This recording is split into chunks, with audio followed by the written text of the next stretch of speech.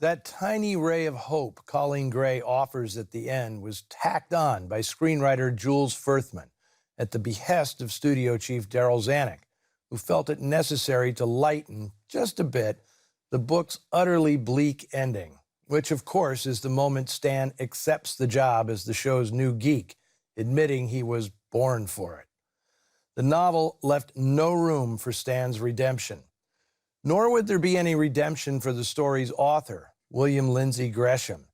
At the time this film was made, he was in a rocky marriage to poet Joy Davidman, and both of them sought salvation through conversion to Christianity.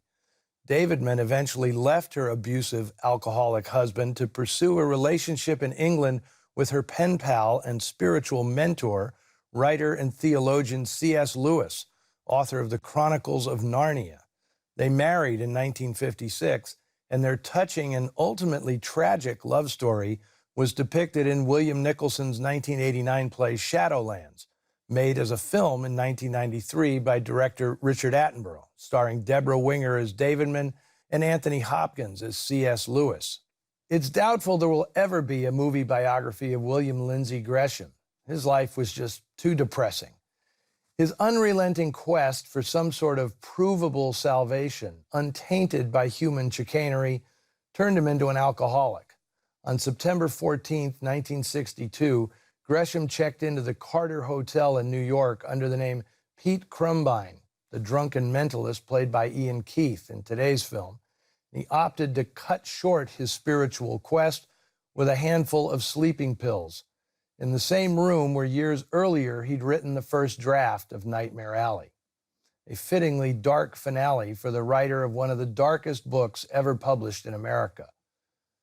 Well, to go out on a more positive note, I've shown this film many times at festivals over the years, but nothing topped a screening in 2002, where after giving an intro that declared this to be Tyrone Power's greatest contribution to cinema, a woman's hand reached out to me as I was walking up the aisle. "Ty would have loved that," she said. "This was his baby." Leaning in, I realized it was actress Linda Christian, who in the 1950s had been married to Tyrone Power. Well, if you enjoyed today's film, consider getting a copy of the latest Noir City magazine, published by my Film Noir Foundation. It contains an essay on the history of Carne Noir, and also features an exclusive interview with director Guillermo del Toro and screenwriter Kim Morgan, creators of the new version of Nightmare Alley.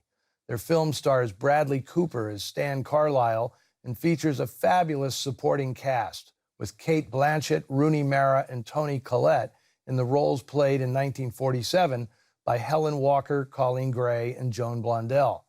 So go to filmnoirfoundation.org for info on how to get electronic or print editions of the magazine.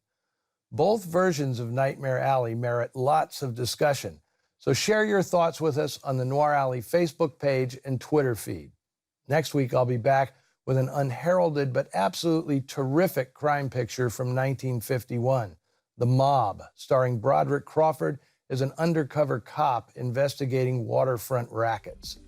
Until then, don't be a sucker. And remember, every boy had a dog.